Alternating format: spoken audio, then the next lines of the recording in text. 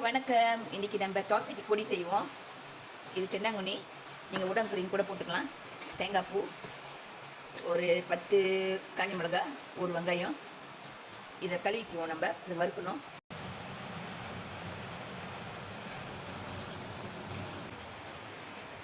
கொஞ்சம் எண்ணெய் ஊற்றிக்குவோம். வெங்காயம் போட்டால் தான் கொஞ்சம் ருசியாக இருக்கும். இதை வெட்டி வெட்டி போட்டுக்குவோம். ஏன்னா பிராண்டில் அரைக்கணும். காஞ்ச பிராண்டில் அதை அரையாது, அப்புறம் அரைப்படாது. தேங்காய் பூ போட்டுக்குவோம். அது கொஞ்சம் ப்ரௌனாக வர வரைக்கும் நம்ம வறுத்துக்குவோம். தேங்காய் பூ இந்த மாதிரி இந்த சட்டி நல்லா இருக்கும். சமைக்கலாம், கறியை வச்சுக்கலாம், நல்லா இருக்கும். நல்லா தகான் பண்ணோம். நல்லா எப்படி தட்டினாலும் அது வந்து காயம் படாது.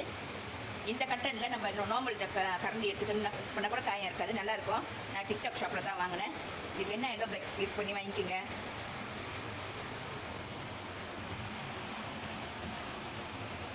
இந்த பாருங்க, நல்லா வறுத்தாச்சு. நம்ம அப்படியே மூக்கில் நின்று ஏறுது. அப்படியே ஏன்னா மிளகால அடுப்பு அடைச்சிடுவோம். கொஞ்ச நேரம் ஆறட்டும், அப்புறம் அரைப்போம். இந்த பாருங்க, ஆறிடுச்சு. பறைக்கலாம், ஆறிடுச்சு. நான் உப்புலாம் ஒன்றும் போடல, ஏன்னா அந்த அந்த தென்னங்குனியில் உப்பு இருக்கும். அரைச்சாச்சு பாருங்க, நல்லா அரைச்சாச்சு.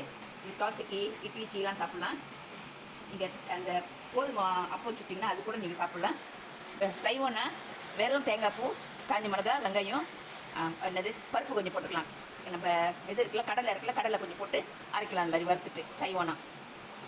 இதை பாருங்க, நல்லா இருக்குது பாருங்க. உப்புலாம் இருக்க பார்ப்போம்.